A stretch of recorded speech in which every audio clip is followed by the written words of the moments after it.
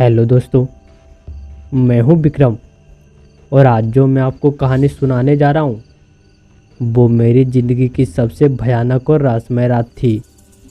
कभी कभी मैं सोचता हूं कि शायद ये एक सपना था, लेकिन जब मैं आज भी अपने बाह पर वो काले हाथों के निशान देखता हूं तो यकीन हो जाता है वो सपना नहीं, सच था।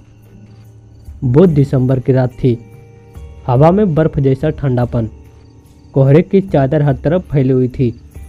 मैं अपने दोस्त की शादी से लौट रहा था। गांव का रास्ता छोटा था, इसीलिए मैंने वही पुराना शॉर्टकट लिया जो पुराने शमशान के पास से होकर जाता था। घड़ी में रात के 1:45 बज रहे थे। सड़क सुनसान थी, बस मेरी बाइक की हेडलाइट कोहरे को चीरती हुई आगे बढ़ रही थी। आसमान में चांद आधा छिपा था और पेड़ों की टहनियाँ जैसे किसी डरावने साए की तरह झूल रही थी। अचानक रास्ते के किनारे मुझे कोई आकृति दिखाई दी। एक बूढ़ा आदमी फटे कपड़ों में झुका हुआ और उसका चेहरा पूरी तरह अंधेरे में। उसने हाथ हिलाया और धीमी आवाज में कहा, रुक जा बेटा, मत जा उस रास्ते। मैं थोड़ा घबरा गया पर सोचा शायद कोई गांव का बुजुर्ग होगा। मैंने जैसे ही बाइक रोकी, हवा एकदम थम गई और उसी पल उस आदमी ने अपना सिर उठाया। उसकी आंखें सफ़ेद, बिल्कुल बिना पुतलियों के। उसके मुंह से सड़ी गंध और फुसफुसाहट निकली, अब तेरा लौटना नामुमकिन है।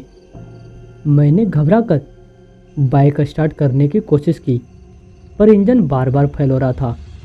ठंडी हवा धीरे धीरे तूफान बढ़ती जा रही थी।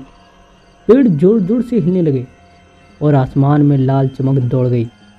फिर अचानक मेरे नीचे की जमीन कांपने लगी और मिट्टी से निकले काले हाथ, जिसके नाखून सड़े हुए थे लेकिन बेहद तेज थे, वो मुझे पकड़ने लगे।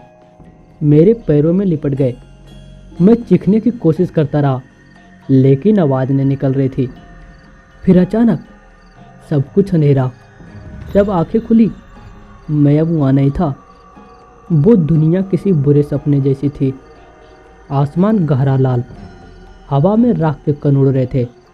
धरती पर कोई पेड़, कोई इंसान नहीं, बस राख और दूर दूर तक मुरझाई हुई इमारतें जो जैसे किसी आग में पिघल चुकी थी। मैं चलने लगा। चारों तरफ अजीब आवाज़ें, फुसफुसाहटें, हंसी और कभी कभी किसी बच्चे के रोने की तरह। हर आवाज़ सीधे मेरे दिमाग में गूंज रही थी। अचानक मुझे सामने एक पुराना दरवाज़ा दिखा, हवा में लटका हुआ, बिना दीवार के। उस पर लिखा था, जो यहाँ आया वो अधूरा रहेगा। मैंने पीछे से कुछ आवाज़ें सुनी। मुड़कर देखा तो काले साए मेरे चारों ओर घूम रहे थे।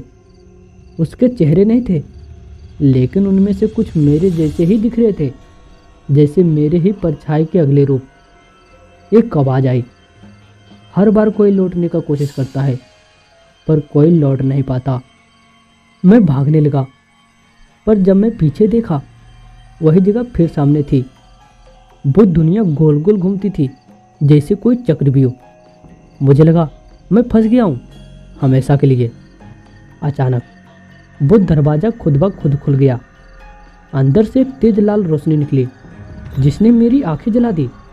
मुझे लगा जैसे सैकड़ों हाथ मुझे खींच रहे हो और कोई कह रहा हो, तू वापस नहीं जा सकता।